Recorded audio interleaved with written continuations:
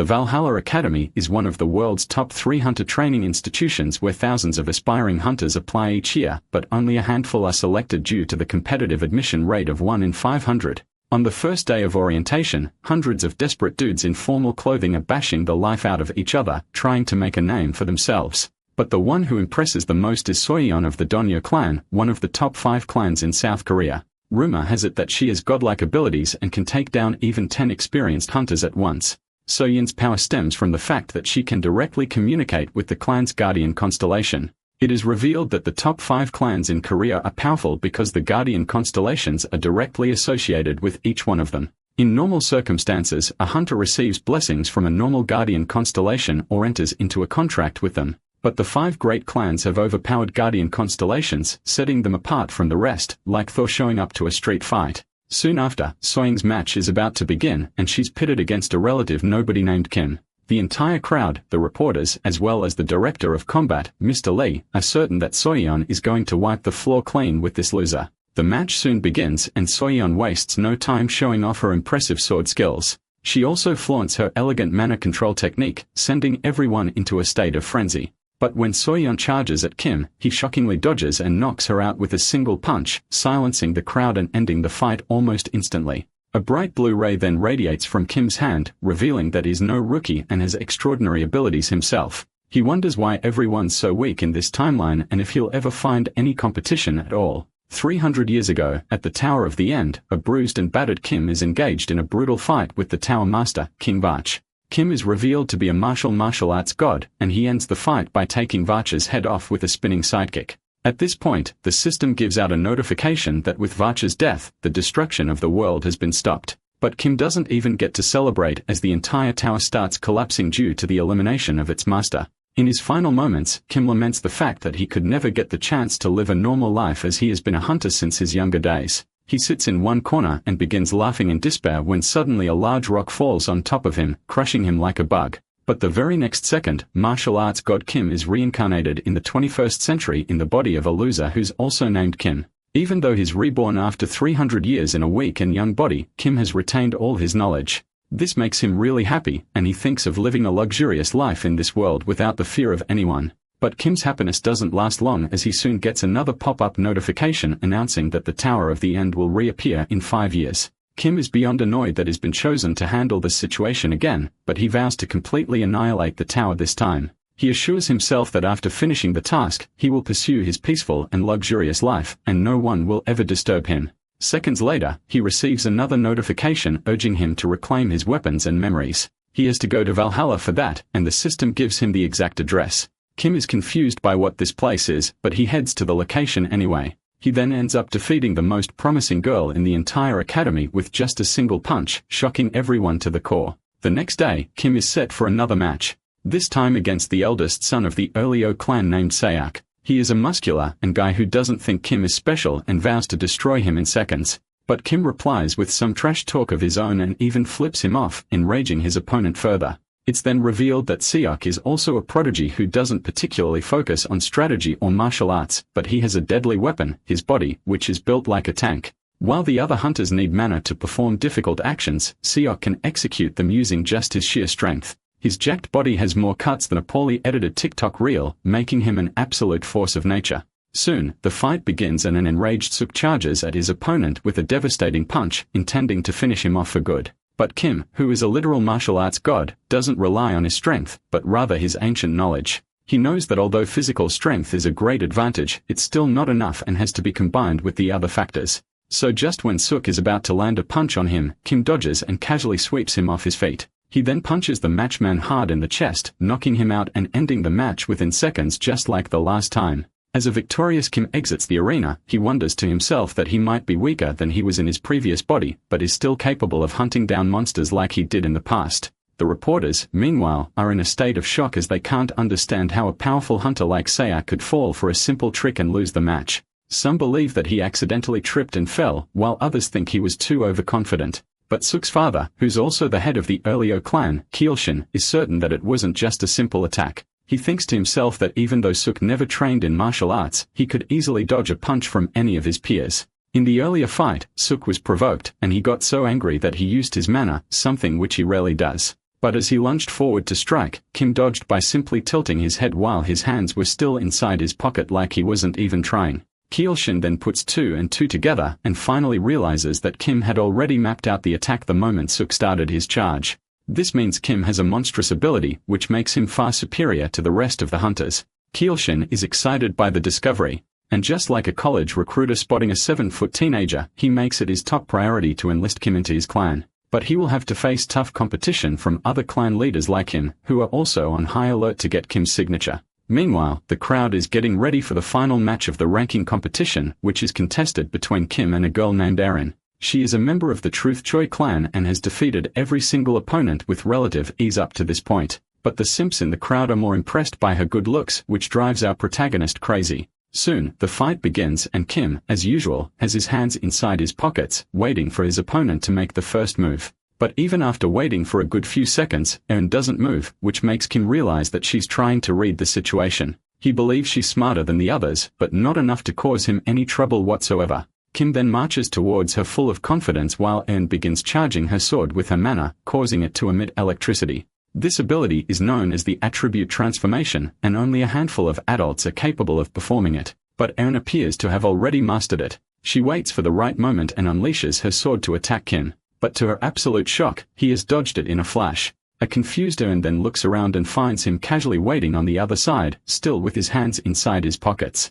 Kim retaliates by launching a minor attack of his own as he would literally eliminate her if he used his full potential. But Erin manages to block it using her sword, something which had never been done before. Kim is genuinely impressed by her quick thinking, but he shows no remorse and follows up with another strike. Erin is unable to block it this time, and she's knocked out cold, bringing the match to an end. Meanwhile, Kim feels that he's seen Erin's sword drawing technique before, and it feels familiar. But it doesn't matter now as is declared the winner and ends up topping the ranking list of the competition, while Erin comes second. Later, as a victorious Kim exits the Valhalla building, he's immediately surrounded by a bunch of thirsty reporters and other clan members. They shove microphones in his face and request him to join their respective clans, promising to provide him with huge benefits. They even offer him a large sum of money for his services, but Kim, who just wants to go home and sleep, snaps at the reporters to back off. Soon, media channels from all over the country have Kim's face printed on the first page, where he's angrily flipping them off. They are labeling him as a psycho for his erratic behavior even though the clan members were just giving him an offer. The netizens aren't holding back either. Many think he crossed the line by cursing at the innocent reporters. The next morning at the Bahala Academy, all the freshmen are lined up for a welcome ceremony, but Kim quickly gets bored and even lets out a yawn to show his lack of interest. A flashback from a few days earlier then shows the actual reason why Kim is here. He had received a notification from the system, urging him to reach the third-floor basement in Valhalla to retrieve his memories and weapons. Back in the present, the boring presentation is finally over, and now the students are divided into different classes. In one such particular class, the instructor is a ridiculously handsome man named Egan, who turns out to be the former executive of a big clan. He's currently irritated that the administration dumped a bunch of overpowered prodigies into his class. Soyeon from the Donyu clan, Erin from the Truth Choi clan, Suk from the Earlyo clan, and Kim, the undefeated wildcard from the entrance competition. Deep down, he's not even sure if he can keep this chaos under control. Nonetheless, Egan keeps his composure and introduces himself front of the entire class, saying he'll be their homeroom instructor from now on. Then he presses a button which instantly transports them from the classroom to the middle of a forest. As if that's not enough, Egan activates a defense barrier and summons hundreds of furious goblins who immediately start pounding on it, hungry for blood.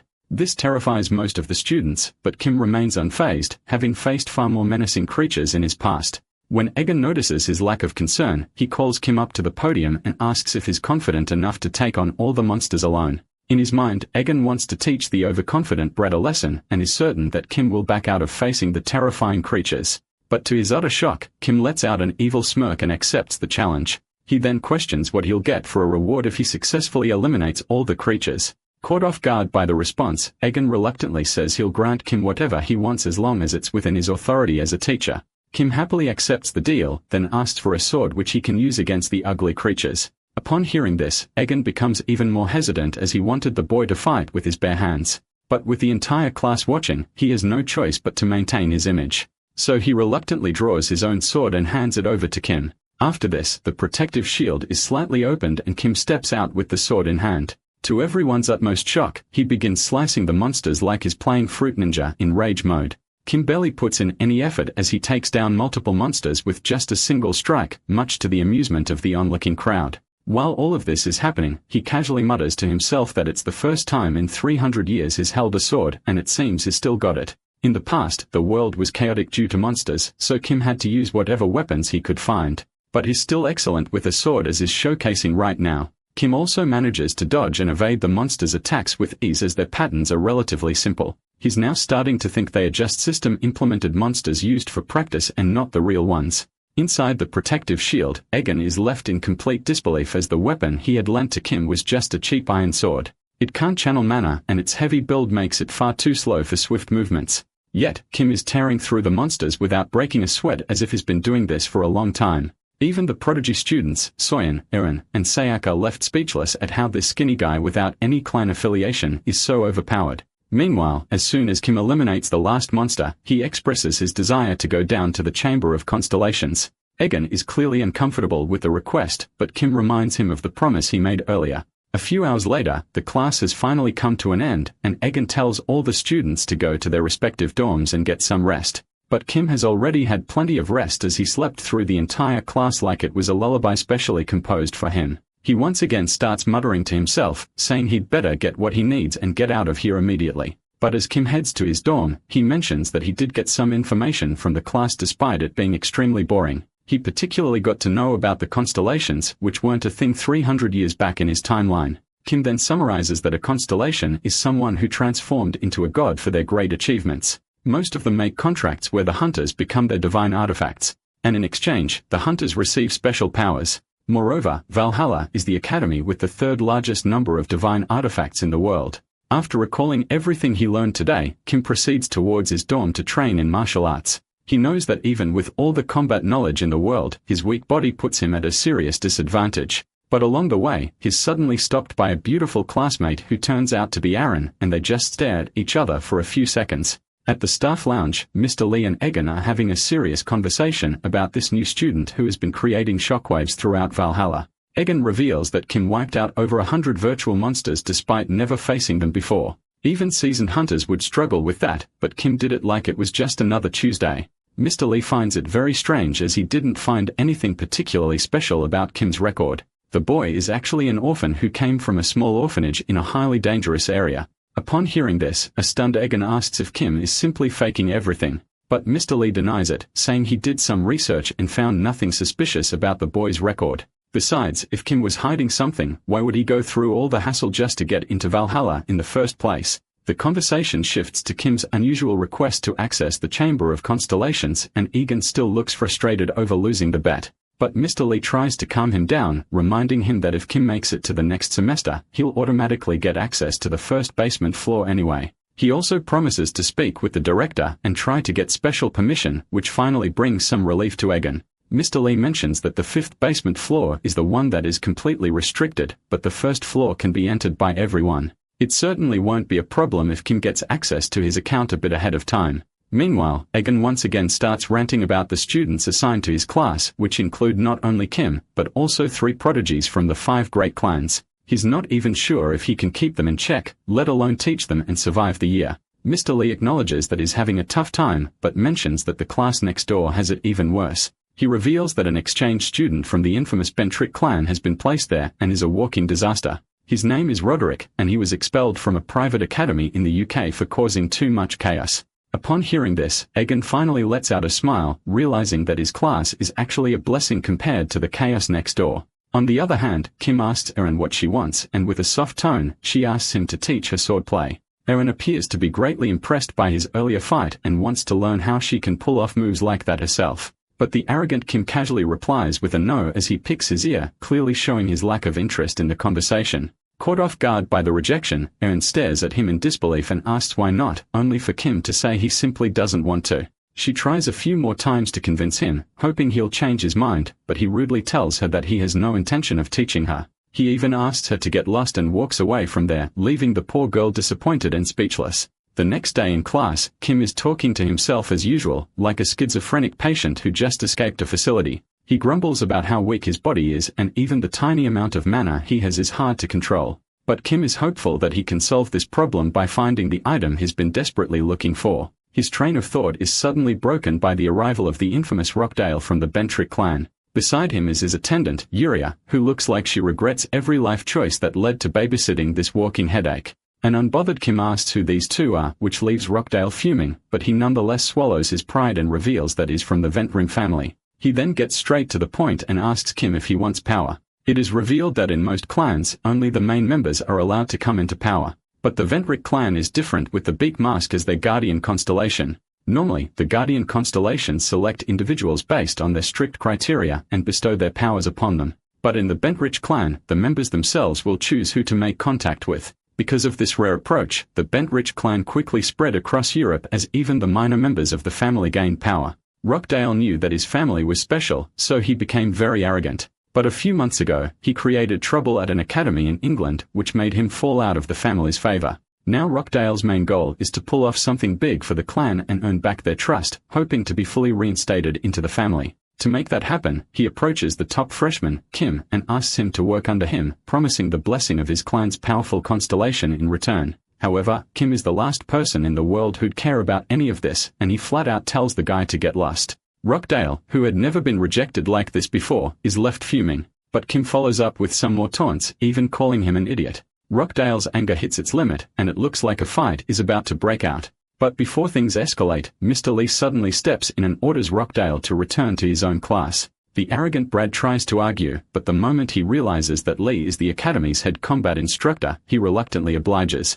On the way out, Rockdale throws one last warning at Kim, promising they'll meet again to finish what was started. Later, as Kim is heading back to his dorm, he mutters to himself that today's class was completely useless and he didn't learn a thing. He still hasn't been able to gain entry into the Chamber of Constellations and instead got involved with some weirdo student. Kim is also annoyed that the scouts are still trying to lure him into their respective clans, something which he's not interested in. As he ponders all of this, someone suddenly calls him from behind, and it turns out to be none other than Erin. Like a persistent pop-up ad you just can't close, she once again asks him to teach her swordplay, leaving Kim visibly irritated. Elsewhere, in a VIP room at the Valhalla dormitory, an enraged Rockdale is still salty about being rejected by Kim. He starts smashing things like a spoiled brat, unable to cope with the humiliation. Once his tantrum ends, he coldly orders his attendant, Yuria, to contact someone named Desai, saying it's time they deal with a certain problem. But she just stands there in silence, which only makes the pathetic crybaby even angrier.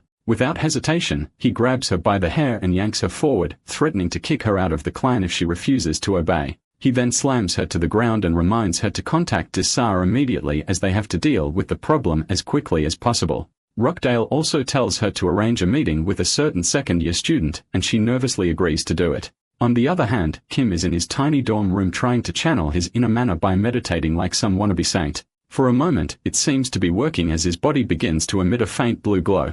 But just as quickly as it appears, the light fades, leaving him completely drained. And out of breath, Kim then curses at his useless body, annoyed that he can't even focus his mana without feeling like he just ran a marathon. Afterwards, Kim recalls Erin following him earlier in the day where she once again asked him to teach her swordplay. Tired of her persistence, he threw out a price of 1,000,001 for a single lesson, expecting her to back off. But that didn't faze Erin, who comes from one of the wealthiest families in the country. She instead asked for his number, casually sent him 100,000,001 for 100 lessons, and told him to start teaching her immediately. Kim was caught completely off guard by the absurd amount, but he declined the transfer and walked away from there. Back in the present, he still can't wrap his head around how a student could casually send that much money, like she was just buying groceries for the house. Kim declined the offer because if he'd really take her as a student, he'd have to teach her seriously, something which he doesn't have the time for right now. Nonetheless, Kim reassures himself that once he finds the item, he won't have to care about the money anymore. It will also solve the problem of his low mana, making him insanely stronger once again, just like he was in the past. After that, Kim gets dressed, grabs a shovel, and quietly heads out in the middle of the night to search for one of his secret warehouses. He makes his way into the nearby woods, fully aware that most of the warehouses he buried 300 years ago have likely been destroyed over time. Based on his own calculations, only about 4 should still exist, and the one with the highest chance of survival is hidden somewhere in the mountain of Valhalla. Shortly after, Kim reaches the location and uses whatever mana he has in his body to detect the warehouse. The plan works and Kim manages to find the exact spot. But as he starts digging, he feels weaker than a Wi-Fi signal in the basement, sending him into a fit of rage. Kim curses at his body and says that if he had known he'd be so weak, he would have never buried the warehouse so deep. He then reveals that if it weren't for the Tower of the End 3 centuries ago, there wouldn't have been any need to do any of this. At that time, when the world was on the verge of destruction, there was no place to store his belongings, so Kim created a secret warehouse and crammed all of his stuff inside. After hours of non-stop digging, Kim finally uncovers the entrance to the secret warehouse just as the sun begins to rise. He then wipes it clean with his hands and manages to find the keyhole. Kim mentions that regular keys won't work on this, so he has to use his mana to create a special key which fits the hole exactly. He focuses for a while and manages to forge the key, which he puts inside the hole. Kim then turns it around anxiously and to his delight, the door is now open. After this, he slides through it and lands inside the secret warehouse, which is full of gold, jewels, other precious ornaments. There are also a bunch of swords and other dangerous weapons that have just been lying around for centuries. Kim says that he won't have to worry about the money for now as these ornaments have a combined net worth that likely dwarfs Elon Musk's, and it's enough to fund 1,000 lifetimes of luxury without ever lifting a finger. He then glances around the room and finds some purple rocks, which are revealed to be storage stones. It turns out Kim stored mana in these stones to maintain the warehouses, but now he intends to use it himself to strengthen his weak body. As soon as Kim grabs one of the stones, an influx of energy begins flowing through him, and his body emits the blue light again.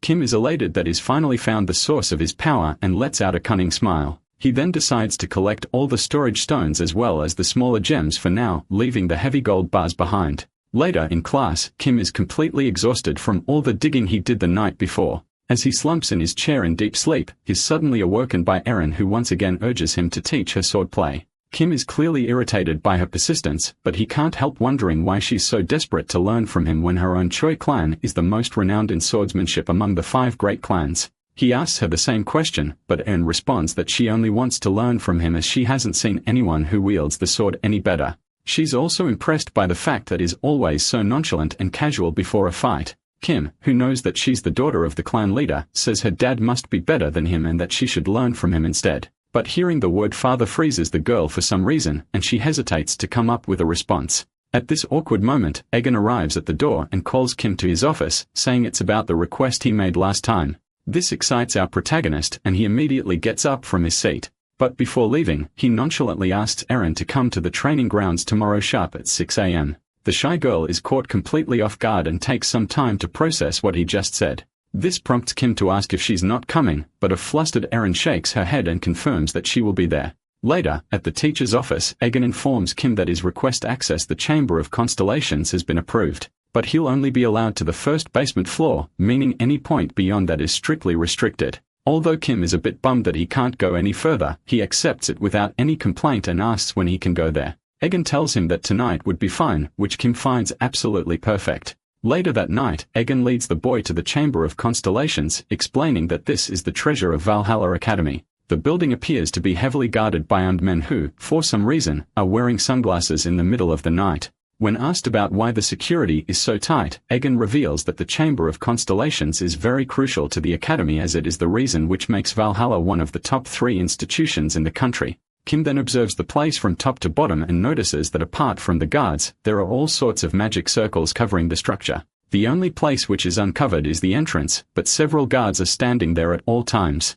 This makes the building an impenetrable fortress, probably because of the secrets it possesses inside. Meanwhile, Kim decides to ask his teacher a stupid question. He wonders what will happen if he illegally sneaks inside the second basement floor. Egan reveals that although crossing into the second basement won't make him a criminal, he'll be immediately expelled from the academy. Besides, the mana on that floor is extremely powerful, so anyone who goes there will have a mental breakdown. Their mind will fragment into pieces and the person will lose grasp of reality, turning them into psychopaths. Egan is now starting to get worried as to why Kim is asking him this question before going in. He wonders if the boy will actually go to the second basement floor and create a scene. However, Egan reassures himself that Kim is an obedient student who got first place in the entrance exam, so he wouldn't dare do anything stupid. Soon, the gate opens and Egan gives the boy 30 minutes to tour place. Kim promises to be back within that time and he waves his teacher goodbye before heading in. As soon as the door shuts behind him, Kim opens his system and reads the notification again, which instructs him to go to the 5th room on the 3rd floor of the Chamber of Constellations. Kim's entire purpose of joining the Valhalla Academy was to retrieve his belongings, so he doesn't care if he gets expelled for it. He then shuts down his system and begins walking through the empty halls, which for some reason don't have any rooms. Shortly after, Kim descends down a flight of stairs and arrives on a floor which looks more like a prison. He wonders if he arrived at the right place, but then his system pops up and reveals that he has met the requirements. Another notification says that he will now be transported to the room. Before Kim can make sense of what's happening, he is teleported to a different room where he's shocked to find his arch-rival, Vach, waiting for him. Just like a villain from a 90s Hollywood movie, Vach proceeds to trash talk before the actual fight, but Kim doesn't let him and punches him right across the face. Strangely, Vach doesn't even try to retaliate or block the shots. He just requests that Kim hold on and listen to him for once. Kim obviously doesn't listen and keeps punching him again and again with the intention of finishing him off for good. All these centuries of pent-up frustration have finally boiled down to this point, and is ready to complete the chapter once and for all.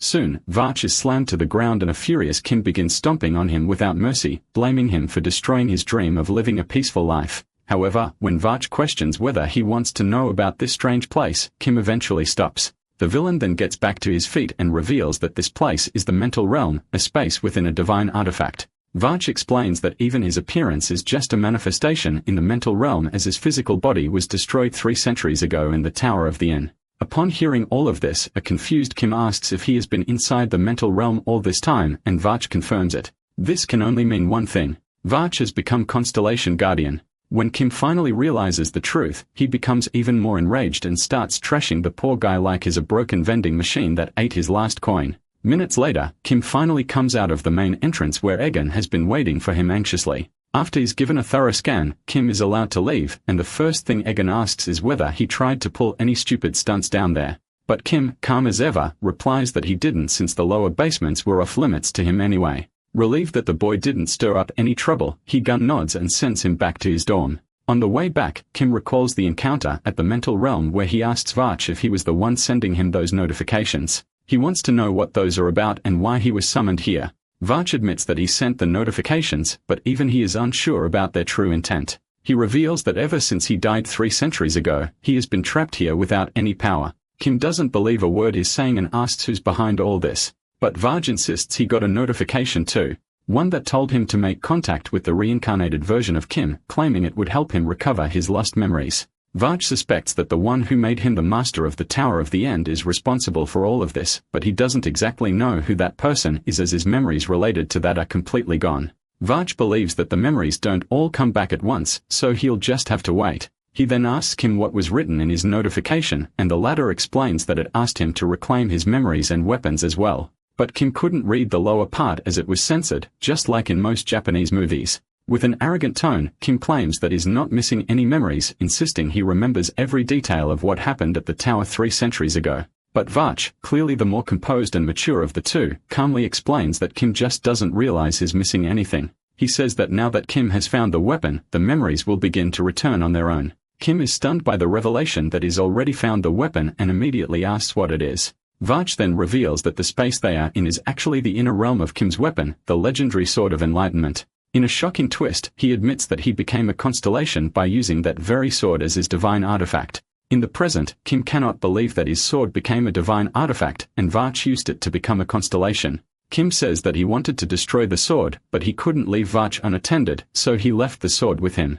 As is lost in thought, a group of seniors suddenly surrounds him led by Lyric of the Sunrise Clan, a guy who looks more like a vampire cosplayer than an actual student. Lyric demands that Kim show some respect and greet him properly as a senior. But Kim, who never backs out of a fight, fires back with a few sharp insults of his own. Furious at the disrespect, Lyric signals one of his goons to put the freshman in his place. But the moment the guy steps forward, Kim launches a brutal kick that sends him crashing to the ground. The whole group freezes in shock while Kim, now fired up and furious, dares them to bring it on. He then whips out his sword and confidently urges the bullies to come at him fast as he doesn't want to be late for sleep. 3 hours earlier, Lyric is summoned by the notorious Rockdale, who casually asks him for a small favor. He wants Lyric to deal with a certain first-year student, Kim, using whatever means necessary. Rockdale promises to repay the favor by offering support to Lyric's clan, claiming he'll help them however they need. He says that Lyric can use weapons if he wants to, and his team will clean up the mess later on. Since Rockdale comes from a very influential and wealthy family, Lyric can't miss this opportunity, so he immediately agrees.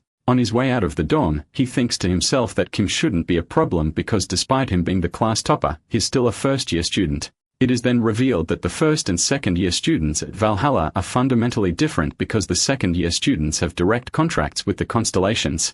This means that the second-year students can harness different powers, making them significantly stronger than their juniors. Larek is certain that a newbie like Kim doesn't even have a clan, let alone a guardian constellation to give him powers. He thus believes that eliminating the rookie will be as easy as deleting your ex's number. Back present, Larek realizes his cooked as Kim is far stronger than he ever imagined. One by one, the thugs charge at him, but Kim, without even unsheathing his sword, effortlessly beats them down like they are inflatable dummies at a martial arts dojo.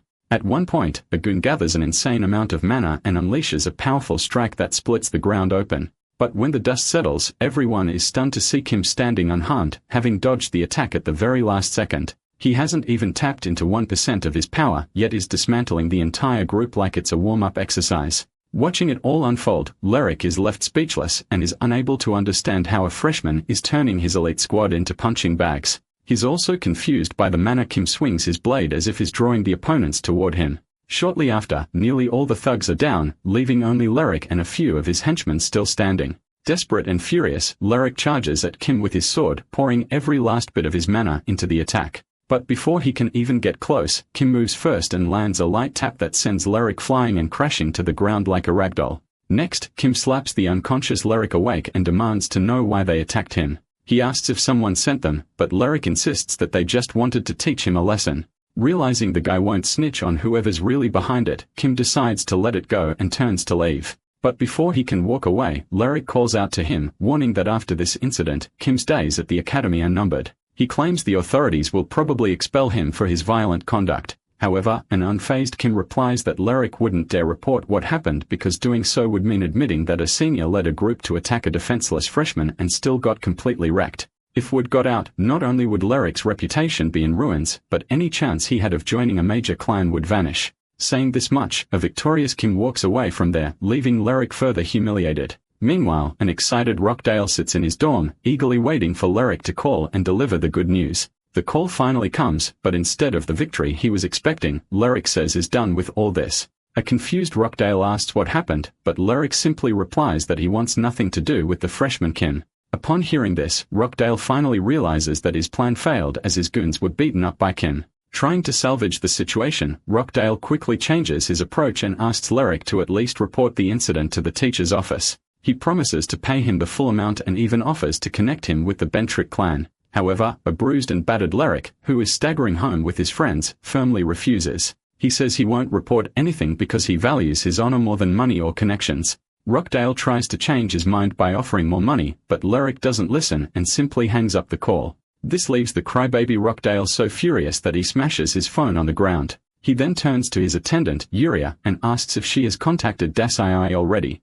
She confirms that she has, but says it will take some time for him to arrive as is coming from a faraway place. Meanwhile, at the Apria Academy in Mexico, a pile of human bodies lay on top of one another. The carnage is the work of Dasai, another infamous member of the Bentrich family. The guy has so many battle scars on his face that he could easily audition for a villain in a John Wick movie. He learns that Rockdale has a mission for him, which involves taking out a freshman named Kim. In return, he will be given a large amount of money and other extravagant benefits. Since Dasai is short on cash after he was kicked out of the family, he immediately agrees to the offer and prepares for his departure. The next morning at the Valhalla Physical Training Center, Kim arrives in full gym gear, ready to get in a solid workout. But just as is about to begin, he is interrupted by Varch, who talks to him out of nowhere. Startled, Kim looks around in confusion and asks where he is, to which Varch casually replies that is inside Kim's sword. This brings some relief to Kim, who thought his arch-nemesis had escaped and was ready to send him back to hell again. Varch assures him that he hasn't escaped, so Kim carries on with his day and starts doing some light exercises.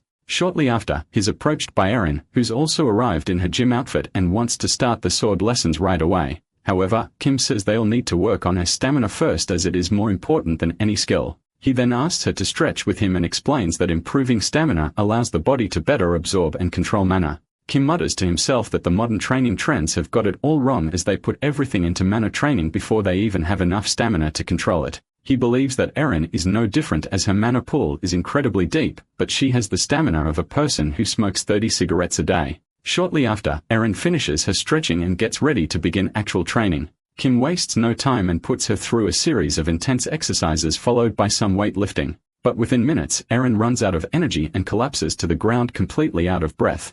She's struggling to even get back on her feet, but Kim casually tells her that was just the warm-up and now the real training begins. They will have to first run 10 miles at full speed. And upon hearing this, Erin begins sweating like a thief at a police checkpoint. A few hours later, both of them arrive in class on time. Kim is looking fresh and confident, while Erin drags herself in, completely drained from the hellish physical routine she just survived. Today's class focuses on labyrinth monsters and how to deal with them. So the instructor, Lilia, says they are going to take a simple written text. She hands out sheets of paper to all the students and asks them to write down how they would deal with these monsters while following the official strategies. Soon after, the test begins and all the students immediately get to writing, but Erin struggles to even hold her pen properly as her entire energy has been drained from the brutal training earlier. Minutes later, the test comes to an end and Lilia collects all the papers from the back to the front. She explains that while the test won't be reflected in the grades, she will use it as a reference to measure the student's ability for the next class. Lilia announces that in the next class, they will begin the real training at the combat facility. She then bids her class goodbye and departs, and Kim replies back like an obedient student, but this prompts Vach to make fun of him.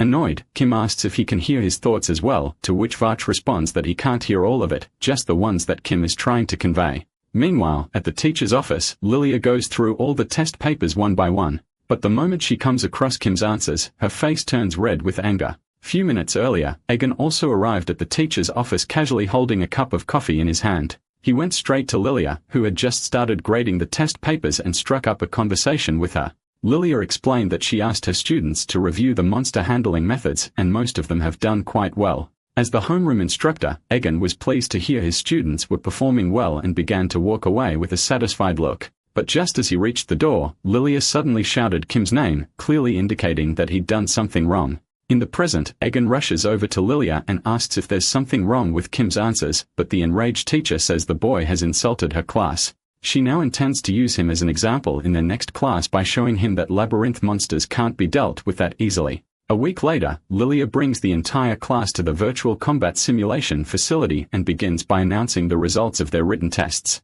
She explains that most students performed quite well, but there was one who absolutely butchered it with his horrible answers. She then calls Kim to the front of the class and displays his test paper for everyone to see. His answers are written so casually, they look like they were scribbled by a toddler. Lilia says she gave him a big fat 0 for his ridiculous responses and asks if he even took the test seriously. The first question asked about the most effective way to eliminate a stone goblin, and Kim's answer was to simply stab it in the stomach. The second question was a bit trickier. It asked how to deal with 8 jungle goblins who are hurling rocks at you. But Kim's answer was no different than the first. He simply mentioned stabbing them all and sending them to the afterlife. Lilia, clearly furious, points out that stone goblins have incredibly thick armor and that standard weapons won't even leave a scratch. She demands to know if Kim really thinks stabbing them in the stomach is going to work. But to everyone's surprise, he responds with a yes and adds that one strike is all he needs. This is the final straw for Lilia, and she decides to put Kim's bold claim to the test. She presses a button on the panel and summons a stone goblin, which looks like a walking tank with sharp teeth and red eyes. Lilia announces that if Kim can defeat this monster exactly the way he described in his test, she'll gladly admit defeat and award him credit. Kim accepts the offer and casually grabs a sword before entering the arena to face the goblin. Meanwhile, Lilia is aware that Kim once finished off 120 goblins in this arena, but they were just the regular ones. She's certain that eliminating a stone goblin with a sword is virtually impossible, so Kim is destined to fail. Soon after, the much-anticipated fight begins and the goblin, which looks like a Rocky version of Brock Lesnar, immediately charges at Kim. But he easily dodges the attack and strikes the goblin with so much force that the sword is dislodged from its stomach, eliminating it on the spot. This leaves the entire class as well as Lilia stunned, as Kim not only managed to stab the rock goblin, but he did so without using any mana. The teacher asks how he was able to do it, but Kim simply responds that he grabbed the sword and stabbed the goblin in the stomach. Lilia is now in deep thought, and she calculates that for a rock goblin to be defeated, one needs to infuse their blade with the mana of a powerful contractor. But Kim is neither part of any clan nor is he contracted by any constellation, which makes him an absolute nobody. Meanwhile, Kim asks if he can get the credits, and Lilia says he will, but only for the first question. She then immediately puts him to the test again by pressing another button, which causes a labyrinth to materialize in front of him. From inside it, 3 jungle goblins step out, and Lilia reveals that they are known to have anger management issues. If the lead jungle goblin isn't dealt with on time, it will start howling and summon all the nearby goblins from the labyrinth. Lilia mutters to herself that usually assistance from a constellation using magic is needed to eliminate them all at once, making it a very difficult task. Although there are only 3 goblins right now, 5 more will appear and charge at Kim if he's not careful enough. This time, Lilia is 100% certain that Kim will fail, as it will require godlike sword skills to defeat them all at once. But as she's lost in her thoughts, Kim wastes no time and starts stabbing the goblins one after another like he's slicing vegetables for dinner. In a matter of a few seconds, he finishes them all and casually asks if he can get credits for this too. The scene shifts to a few days earlier where Kim is at the gym training Erin to build up her stamina.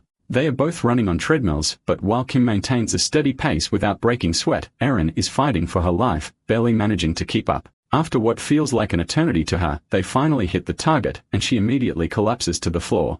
Erin is shattered and completely out of breath, as if she just trekked 10 kilometers without any rest. Seeing her miserable state, Kim asks if her clan ever put her through any sort of training. He wonders how she's already tired out by this, to which Erin responds that she never trains this intensely. Her response surprises Kim, and he asks how she's going to deal with monsters if she can't even run on a treadmill for 10 minutes. Erin says that she can just use her mana and the power of her constellation, which she's very good at. But Kim thinks to himself that being heavily reliant on just mana is a risk, as one might run into a mana blocking spell. They'll then have to rely on their stamina and other skills to make it out of the fight alive. Kim turns to Erin and asks if this training actually means anything to her, and she quickly replies that it does. However, he can tell she's only going through it to get to the sword training with no real interest in building her stamina. Still, without pressing the issue, Kim announces that today's session is done and tells her to take a break while he moves on to complete a second set on his own.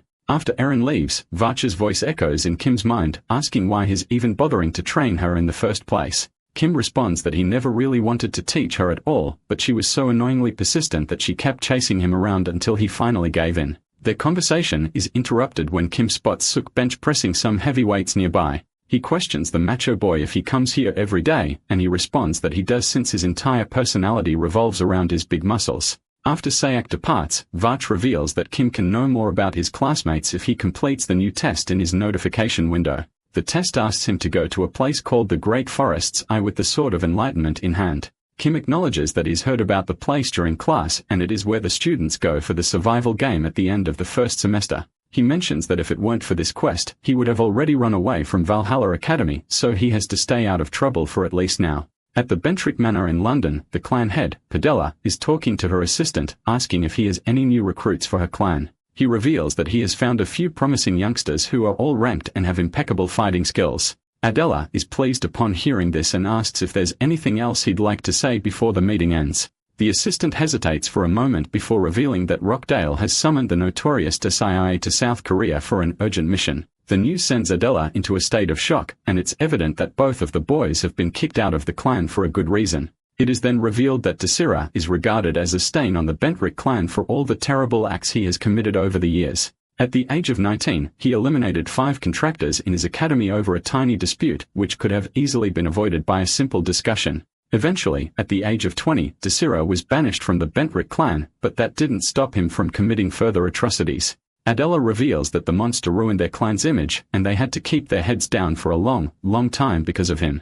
Worried that Rockdale might stir up more trouble, Adela instructs her assistant to keep a close watch on him for the time being. She makes it clear that if he dares to provoke Desira into doing something reckless that could damage the clan's reputation again, she won't hesitate to banish him from the family as well. Back at the Valhalla Academy, a class is underway where a teacher reveals that the wicked are the contractors who commit different crimes using the power of the constellations. Most of them operate individually, but sometimes they form organizations. And the most notorious of them all is an international crime organization named One Believer. The teacher is spitting out straight facts, but an uninterested Kim is lost in his own thoughts, delighted about the progress he's been making. He starts to realize that his body isn't as weak as he thought, as his strength and stamina have been steadily improving with each training session. Kim's thoughts are interrupted when Soyeon taps his desk and quietly slides him a note, which contains a single word, "Hey." This instantly makes Kim nervous, as the last thing he wants is more interaction with girls, let alone with a baddie like Soyeon. In the next class, Egan announces that the students will be allowed to go off campus this weekend, but they'll have to fill out an application for that.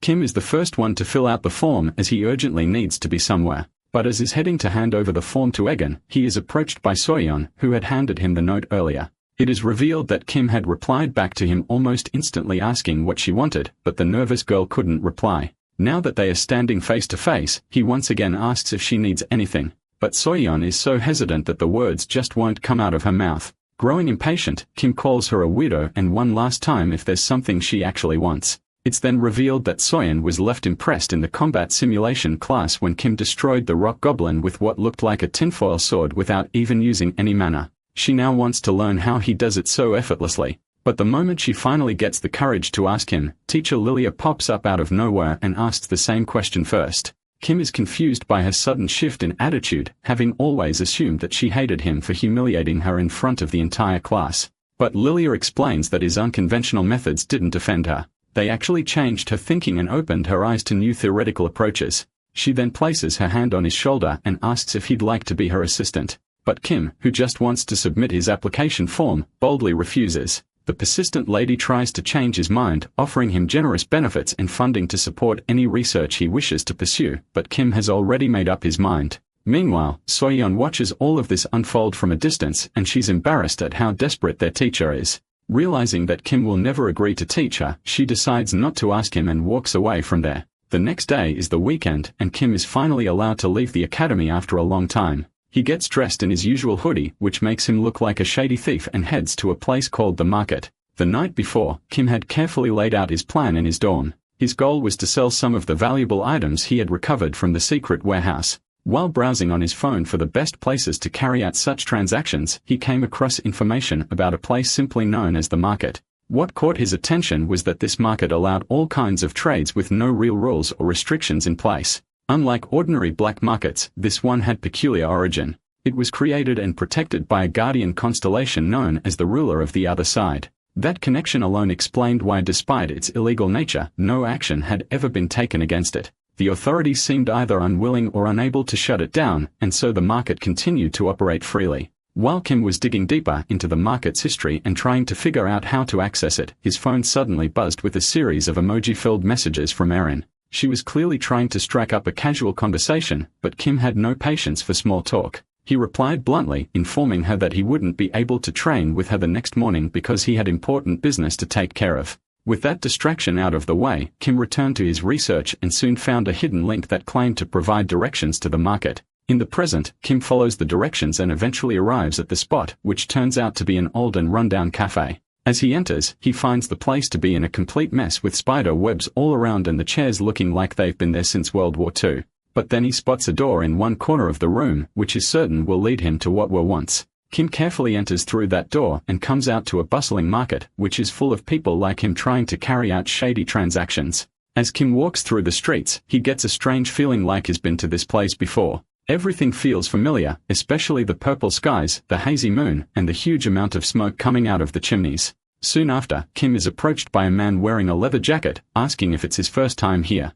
Kim suddenly recalls the instructions from the previous night, which explained that as soon as he enters the door, a guy in a leather jacket would greet him. He would then have to give the man 2,000,001 as an entrance fee to the market. Trusting the instructions, Kim hands over the money to the man, which he had earned from topping the entrance examination at Valhalla Academy. Kim mutters to himself that now he's only left with a small amount of cash, so he has to sell something today. Meanwhile, the man asks if he has any questions. So Kim inquires about where he can sell his precious gems. He wants to sell them off very fast and doesn't have the patience to go through an auction. So the man directs him towards a spot called District 3. According to him, District 3 has plenty of merchants who buy everything from gems to weapons no matter how illegal the items are. He also mentions a guy named Morris, who's known for giving fair prices when it comes to precious gems. Before parting ways, the man hands Kim a mask, saying it's compulsory to wear one due to the shady nature of the transactions. Shortly after, Kim arrives at District 3 where several masked people like him are engaged in buying and selling illegal goods. He spots a merchant nearby and immediately realizes it's none other than Morris. Kim approaches him and says he wants to get something off his back as quickly as possible, and Morris asks to see what he's got. Kim then whips out a small purse, which contains a lot of precious rings and other ornaments. The merchant picks up one of them and begins inspecting it. But within seconds, he's visibly stunned when he realizes it's not just an ordinary ring.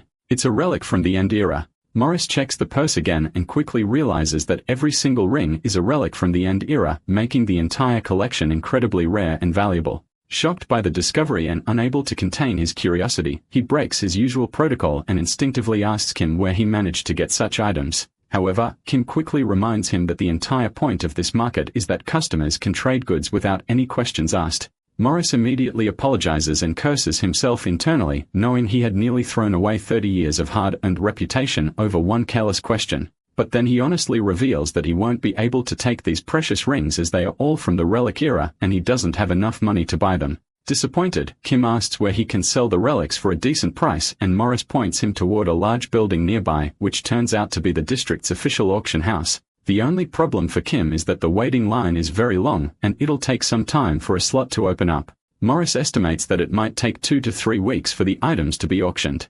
And even then, Kim would need to register under his real identity to receive the payment. Uninterested in the hassle, Kim urges Morris to buy the rings instead and asks about their value.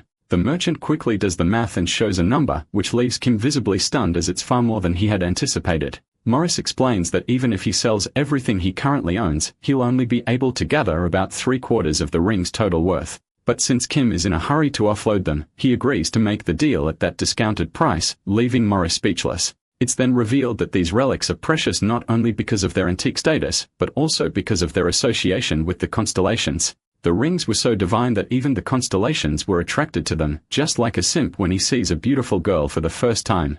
An ordinary man who owned some relics used them to his advantage and was able to make a contract with an insanely powerful constellation. The man is still active as a contractor to this day, and his name is Alchemist John. Meanwhile, Morris flips through the rings and finds traces of mana in them, which further confirms the authenticity of the rings. He is over the moon that he's getting the chance to buy these ancient artifacts at such a low price. But just as he proceeds to finalize the deal, a suited man in a mask approaches him, leaving Morris completely stunned. A short while later, Kim exits the market and arrives at the same cafe from earlier where he finally removes his mask. He then checks his phone and is relieved to find out that his bank account has been credited with a whopping 2,500,000.01, which is enough to keep him afloat for decades. Kim managed to earn this crazy amount by selling just 8 tiny rings, so he isn't worried about the finances anymore as he's got tons of other artifacts in his warehouse. But just as he proceeds to go back to his dorm, he gets a call from an unknown number, which sends him into a state of panic. Kim anxiously picks up the call, fearing that his illegal activities have been tracked by the police.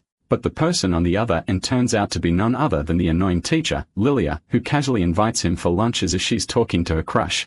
Kim asks where she got his number from, but the crazy woman says that's not important and insists that he come to the Valhalla restaurant for a free meal before abruptly hanging up. With nothing better to do and the promise of free food, Kim decides to accept the offer and heads to the campus. A few hours earlier at the market, Morris is approached by the suited man who turns out to be Black Cat, the current owner of this place. He wants to know why Morris applied for an auction anonymously for the first time in ages. The merchant is too nervous to answer, so Black Cat asks to see the items that he listed for the auction. Morris hesitantly hands over the purse to him, and Black Cat observes one of the rings saying it can sell for a very good price. But seconds later, he receives a flurry of messages from the creator of the market, the Guardian constellation whose name is the ruler of the other side. Black Cat goes through the messages and reveals that his master wants this ring. In the present, at the Valhalla on-campus restaurant, Kim finds himself having an uncomfortably awkward lunch with his teacher. He's also stunned by how massive and luxurious the place is, not having realized that the academy offered such high-end amenities to its students.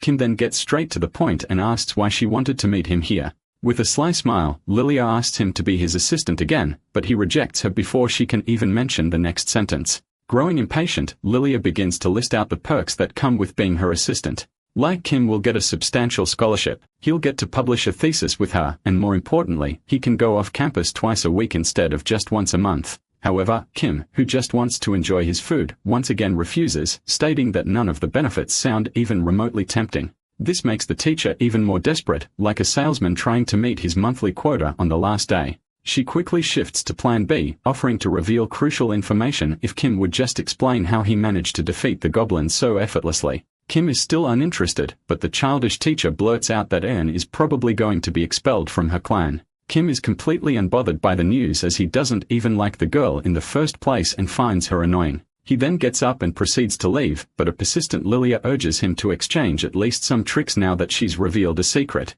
She goes on to explain that as a professor, it's her duty to provide students with the best possible knowledge so they can reach their full potential. As Lilia is responsible for combat training against literal monsters, she has to make sure that her students are always prepared so they don't make a wrong move and end up self-deleting. For this reason alone, Lilia is desperate to understand how Kim managed to wipe out the goblins without even breaking a sweat. However, Kim, who's tired of her persistence, simply bids her good luck and walks away from there. Elsewhere, the Grandmaster of the Truth Choi clan has summoned his two children, Jinjin and Eun, to determine which of them will become the next successor. He declares that whoever passes the upcoming selection test will earn the right to form a contract with the clan's divine sword, the legendary Blue Moon Blade. This contract will officially establish them as the heir to the Truth Choi clan, one of the top 5 clans in the country. However, if they fail, they will be expelled from the clan as per the long-standing tradition. The Grandmaster then asks his children if they are prepared to face each other in the trial, and both respond with a yes. With that, he announces that the selection will take place in 3 weeks and dismisses them, allowing them to return to their daily routines.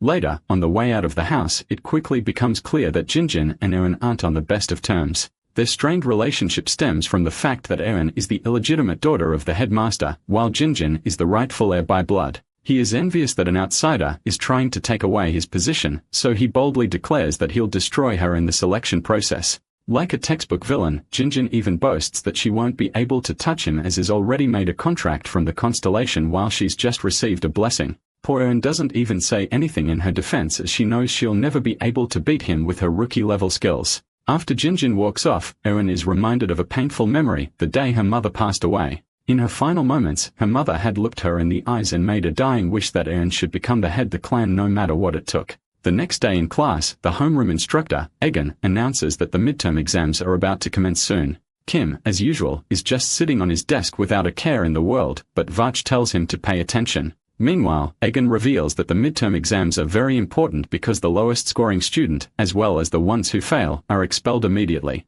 This means that all the students must do their best in the written as well as practical exams to ensure they can continue their studies in this prestigious academy. Upon hearing this, Kim mutters to himself that while he can take care of the practicals, he's completely unprepared for the written exam. Since Kim needs to stay at this school until he can get to see the Great Forest's Eye, passing the exam is a must for him. Realizing that there's no way he can study all the lectures in time, he turns to his arch-enemy/friend for help. Knowing that Vach pays attention to every lecture and probably knows the material inside out, Kim asks for his help in the exam. The Constellation Guardian immediately objects, calling it cheating and completely unethical. But after a whole lot of persuasion, Kim manages to convince him. Soon, the class ends and the teacher departs after bidding goodbye to everyone as if he's going on a long vacation. Kim grabs his backpack and is on his way out when is suddenly approached by a concerned-looking Eun. She wants to know if they'll all be training today, and he responds with a yes. But just as she prepares to leave, Kim asks if she'd finally like to start learning swordplay as they have only been training physically up to this point. For the first time ever, he talks to her in a polite manner and says he wants to teach her from the very basics. Today, he'll give her a thorough lesson on the gripping technique, which he has mastered with continuous practice in his dorm every night. Kim then asks her to come to the sparring stage next to the gym, and she gladly agrees. A few hours later, the two arrive at the sparring stage, and Kim casually asks how long it's been since she last practiced. Erin admits that she hasn't even touched a sword since they began training, which was nearly a month and a half ago. Her response catches him off guard, but it also proves how seriously she's committed to his teachings, dedicating herself fully to the physical conditioning he emphasized before ever lifting a blade. Without wasting time, Kim asks her to draw her sword and gives her a few fundamental pointers on how to grip it properly for a more controlled and effective swing. The moment she adjusts her stance and follows his instructions, her sword suddenly surges with a tremendous flow of mana. Shocked, Erin finally realizes how crucial those intense physical training sessions have been. Her body was once as weak as a phone with 1% battery, but it now serves as a proper vessel for channeling power. Kim, meanwhile, instructs her to come at him using all her energy and mana as he wants to check her speed and strength. She then gathers a massive amount of energy and unleashes a brutal strike on him that in normal circumstances would destroy a tank. But Kim deflects it without even using a fraction of his power, showcasing just how overpowered he is. He notes that she has become much faster now, but advises her not to use too much mana when drawing the blade as control matters more than brute force. From there, the lesson turns intense as Kim begins giving her detailed instructions on refining her posture, conserving mana, and reading an opponent's movements in the middle of battle. He doesn't give her a moment's rest, telling her to keep swinging at him again and again. As the training continues, Erin starts to notice a major shift. Not only has her strength increased, but she's no longer exhausting herself like she used to. Eventually, she lands a blow so powerful that it cracks open the ground, and even Kim is impressed by her power. Fueled by that momentum, they continue sparring like there's no tomorrow, turning the entire hall into their battleground. Will Eun truly rise to meet her mother's dying wish, or will Jinjin crush her before she even gets the chance? Also, how will Kim react when he finally goes head-to-head with the main monster, Visera?